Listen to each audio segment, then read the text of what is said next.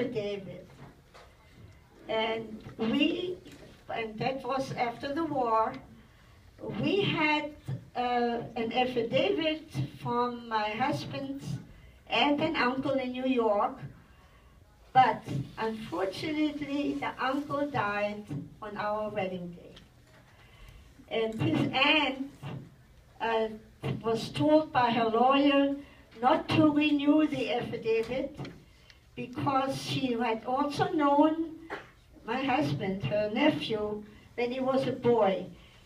And she said to explain that it could happen that we would not be able to support ourselves, then she would be responsible for us. This is what the affidavit was for. When you give an affidavit, you promise that if the people you sponsor cannot support themselves, you have to support them. So it took us 6 years until we finally got the visa, and it was quite a journey. If the communist Chinese wanted to, well, they were fighting with the Chinese, and they already in Nanking, now you call it Nanjing, and I was 4.5 months pregnant, and we were afraid that they would come to Shanghai before we could leave. So we heard that a ship with 1,000 refugees was going to Israel. So we decided to sign up for that journey. And we left Shanghai in December 31st in 1948. And the communists arrived in the next May, so we left just in time. The trip took 7.5 weeks, and we were not allowed to go through the Suez Canal because the Egyptians didn't want a ship with 1,000 Jewish refugees going to Israel to go to the Suez Canal. So we had to go around the Cape in South Africa, and we stopped in Cape Town for about a day. And there were 1,000 people waiting, and teenagers were singing and dancing and entertaining us. And all of a sudden, we hear a voice, "Is there anybody there from Schönebeck?" And my husband called down to the man, "Yes, Judah Lipschitz is here from Schönebeck."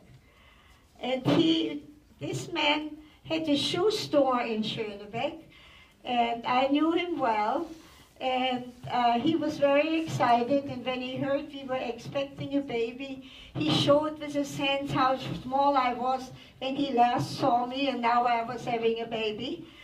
And we arrived in Israel on the day the Israeli first president, Weizmann, was inaugurated. And the ship had to anchor in the middle of the harbor, and the pregnant women, and there were quite a few, were to leave the ship first and go into a smaller ship to be taken to the shore. And as we women entered the smaller ships, we hear shooting. Every woman, stomach first, hit the deck. And we were told by a committee of women who brought sandwiches and oranges to get up and eat the sandwiches and oranges because this was for happiness for the inauguration of the first president. None of the women got up until we hit the shore. And since so many refugees were arriving in Israel, we had to spend 5 days in a refugee camp. And we had an address of friends of my grandparents my aunt, who was able to go to England, was corresponding with these people, and had sent us the address. And we also had the address of their son, who was a lawyer in Tel Aviv. And we went there the first day after we had arrived. And the first thing he asked my husband, well, what is your profession? And my husband said, I'm a goldsmith. And he said, thank God we have so many merchants here that you are not a merchant. So he said he was not going to call his parents that they're here. His parents lived in a suburb to Tel Aviv, in Bat Yam. And he said, go there and see them, because they had known me since childhood. And I knock on the door, and his mother comes to the door, and she said to me, what do you want? I said, I'm Jutta Lipschitz. And she screamed so hard, so loud, that her husband came running because he thought somebody had hurt her. And then he saw me, and then she kept saying, it's Jutta, it's Jutta. And they asked us in, and we had lunch with them. Then in the afternoon, a couple was invited for a coffee and cake. And these people knew of a room we could rent, because we had no place to live. So we could only live, we only had to live in the camp for 5 days, and that was good. And also my husband had a recommendation to a jeweler, and he found a job right away. And that answered the question, I think. So that's a really big question. I'm sorry? It's a big question. How did you experience the Holocaust? How did I what? How did you experience the Holocaust? The one word I didn't understand, I think it's the second word. How did I what? Experience. Oh. Well, it wasn't easy. But we were lucky that we could leave Germany. And it's always difficult to go to a new country. But we were also lucky that we knew some people there, and our daughter was born in Israel, and my husband had a job, and I didn't work there. And of course, there was the big worry about my sister.